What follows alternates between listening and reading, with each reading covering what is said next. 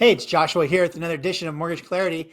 And today we're going to talk about, is it a requirement that you have to have a credit score before you can purchase a home? It's a great question.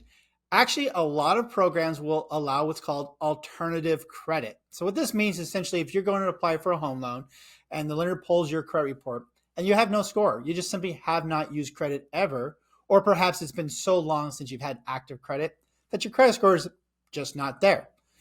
It is possible in those situations for certain programs to allow you to do the alternative credit. And what that is the lender will then look to other ways of being able to verify your ability to make payments as agreed upon. And the most common ones they like to do, and they'll try to get at least three, is they'll look for have you been paying rent to a property management company? Because they want to be able to verify it through a third party, that you can show that for the last 12 months you've made your rent payments on time as agreed.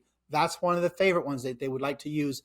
But if you don't have that, it's okay. They'll look at some other options. So other common options would be utility bills. So do you have an electric bill or a garbage bill or a water bill that you've been paying for at least 12 months and you can show that you've never made a late payment?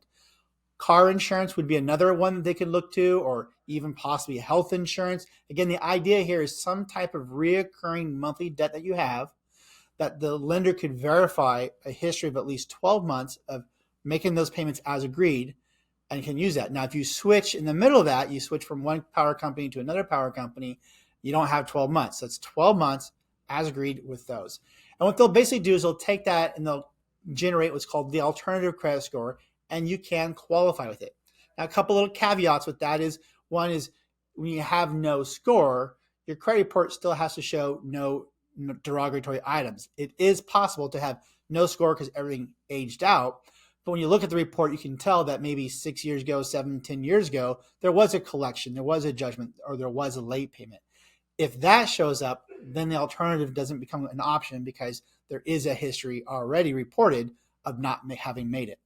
But other than that, that's an excellent way to be able to get into the game. Again, there's some other rules we won't dive into as far as if you're looking at conventional and FHA, there's some differences on how they might look at this, but it is an option. So if you're sitting there and you know you have no credit score and you think that's going to keep you out of the game, again, talk to a lender who knows the programs, knows how to do the alternative credit, and they themselves will allow it, because as all things you'll see in my other videos, the program sets the minimum standards, but the lender you're working with can always be more restrictive.